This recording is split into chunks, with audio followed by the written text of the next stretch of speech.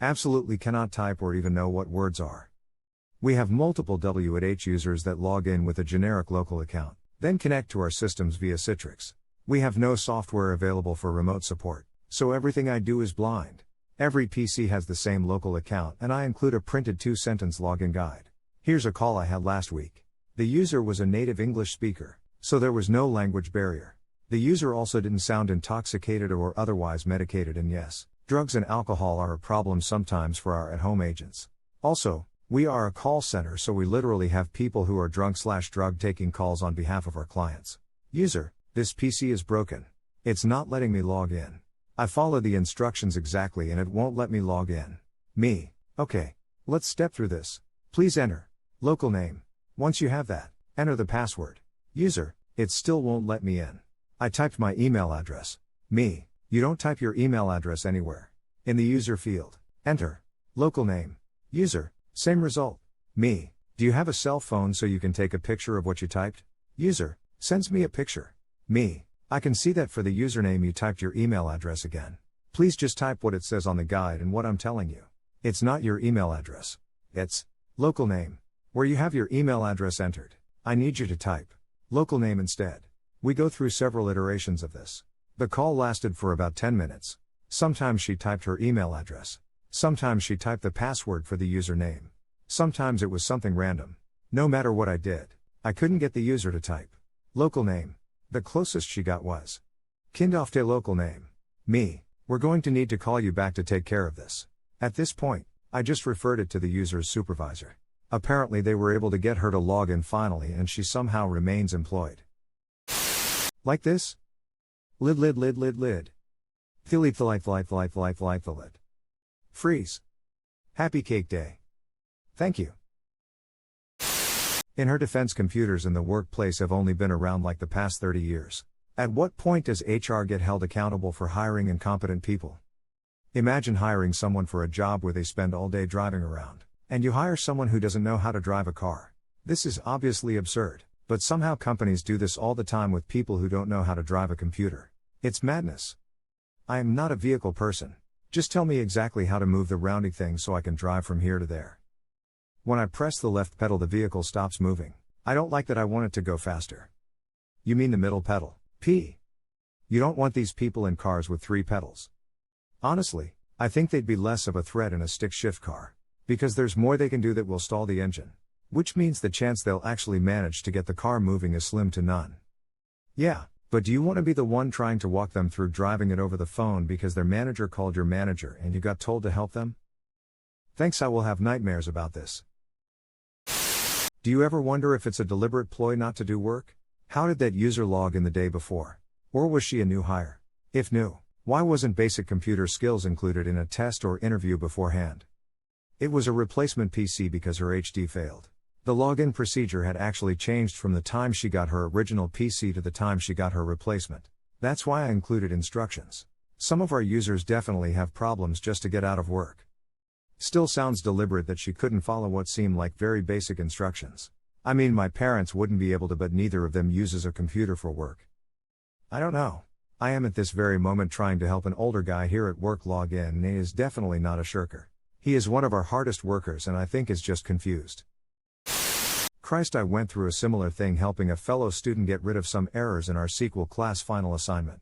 It was nuts. He asked for help. With a screenshot of the code and error, I tell him to get rid of a certain space and pair of quotes.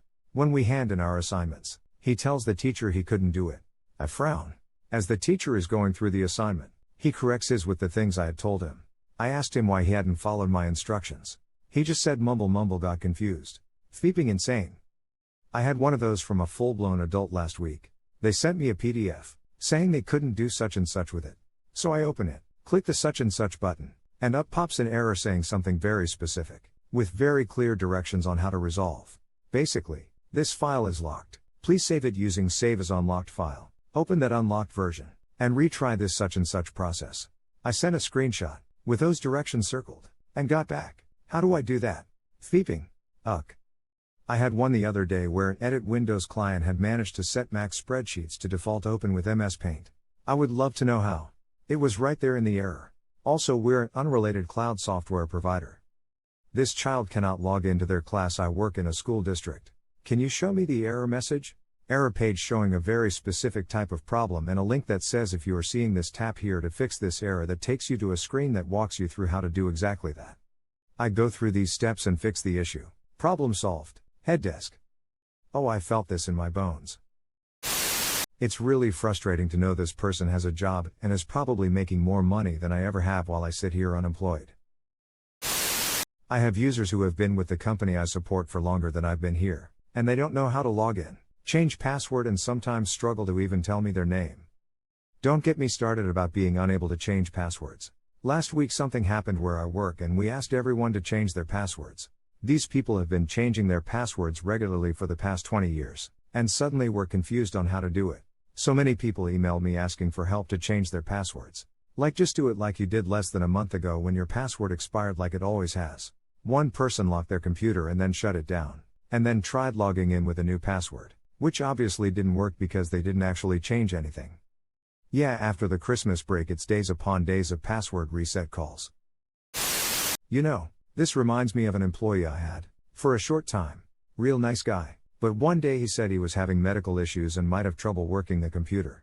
I saw him struggle for a bit, then started walking him through the steps of opening up our software and browser. All he could do was move the mouse around. At that point I realized something else was going on, so I sent him home. He lived with his dad and told him to talk to his dad and get some rest. 6 months later his dad called, said he died due to medical complications. Was a sad story. I felt bad for him. I once had a GF who, out of nowhere, started talking to Jesus, and Jesus was talking back to her. It took everything I had to get her checked into a psych ward. My sister has gone through psychotic episodes, where she was seeing people that weren't there. And now my mom is entering a dementia state of paranoia. Things aren't always as they seem. We take our mental health for granted and refuse to entertain the possibility that issues such as these are the user's fault and just mind-numbingly stupid. When in fact, mental illness can hit any one of us, at any time, and when it will be shunned. A guy I trained a few years ago had a similar situation. We're internal-only support. We get a call from an employee with a login issue. We go through all standard verification process, and start the password reset process. Something seems off. He calls me over and explains what's going on. Turns out the employee was at a pharmacy trying to pick up a prescription but was barely coherent. My man went way above, figured out where she was, called the pharmacy and our internal incident management team. She was located and ended up in the hospital for a while, and she survived. That is awesome. I wish more of these mental health issues ended this way. When lost in that fog of confusion, we're literally in need of help and depend others to get us the help we need. I wish they didn't have to get to that point before someone takes care of them. Yikes.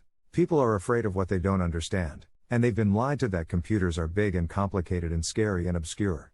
I get that some people are also just incapable of functioning, but there's a sort of antagonistic relationship with technology for a lot of people specifically. And it's not even age-related. A lot of my younger friends seem adamantly opposed to learning about very simple digital privacy or security. I wonder what the cause is. Obviously it benefits tech companies and all think of Apple's "you're too stupid to fix things," so we took away the options. But I wonder still why so many people hold that computers specifically are impossible. Honestly, I don't know the cause either, but I'm the same way about cooking, so I use that as a metaphor a lot.